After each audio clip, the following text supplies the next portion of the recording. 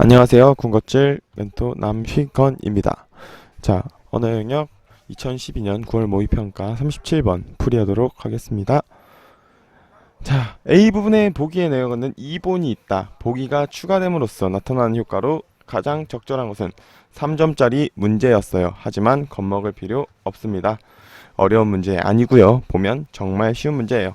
지문을 얼마나 잘 이해했느냐를 묻는 문제거든요. 우선 봅시다. A 부분에 이게 추가된다고 하면 나타나는 효과가 뭘까요? 역사 속, 자, 한번 1번부터 차례대로 볼게요. 가난타. 이제 죽으면 부유하다 100년 살라. 가난하다고 이제 죽으면 부유하다고 100년 살겠냐? 원한이는 몇 날 살고 석숭이는 몇 해 살았나? 청빈하게 살았던 학자는 몇 날을 살았고 아주 큰 부자는 또 몇 해를 살았냐? 자, 지금 이게 뭘 말하고 있는 거예요? 가난하건 돈이 많건 죽으면 아무 소용이 없다. 즉, 부귀영화의 부질없음에 대한 언급을 해주고 있는 거예요.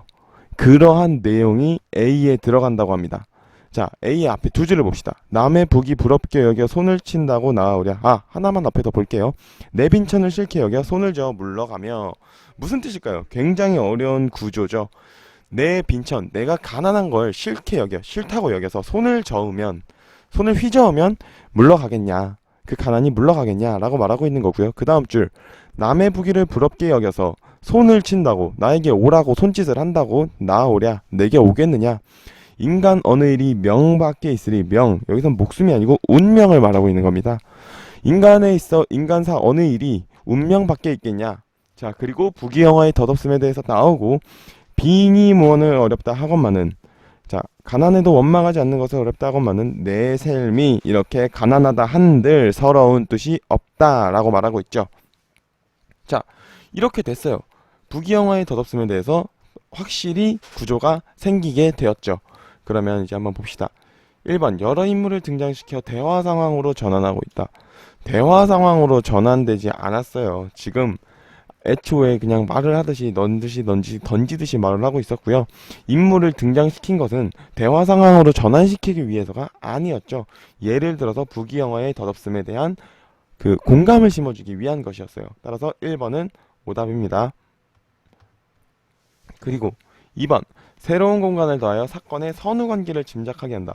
이게 새로운 사건이라고 보기에도 조금 애매하지만 선후관계를 짐작하게 한다는 건 말이 안 되죠. 지금 이건 하나의 예시를 들어서 지금까지 이 흐름에 대한 확실함, 그러니까 뭐라고 해야 되지? 조금 더 그에 대한 공감을 불러일으키기 위해서 써낸 것이지, 뭔가 선후관계를 짐작하기 위해, 인과관계를 드러나기 위해 쓴 것은 아닙니다. 이질적인 이야기를 삽입하여 새로운 갈등을 유발하고 있다. 이질적인 이야기 아니죠. For example에 해당되는 내용입니다. 지금 이건 부귀영화의 덧없음에 대한 한 가지 예시를 보여주고 있었던 거죠. 따라서 이질적인 이야기를 했으니까 3번 당연히 오답. 구체적인 단서를 제공하여 인물의 심리적 거리를 드러내고 있다. 인물 간의 심리적 거리? 인물이 조금 나오나요? 화자 혼자 계속 말을 하고 있는데 인물 간의 심리적 거리? 말이 안 되죠. 따라서 4번. 물론 구체적인 단서는 맞아요. 부귀영화의 덧없음에 대한 단서를 제공해 줬으니까요. 자, 5번. 역사 속 인물을 끌어와 화자의 삶에 대해 독자의 공감을 이끌어내고 있다. 100% 이거죠. 어려운 3점 문제 아니었습니다. 가의 시를 조금만 잘 이해했다면 아주 쉽게 풀 수 있는 문제였죠. 역사 속 인물, 원원과 석승이. 자, 이 사람들을 끌어와서 화자의 삶이 어떻죠? 가난하지만 그거에 대해서 원망하지 않는 삶이죠.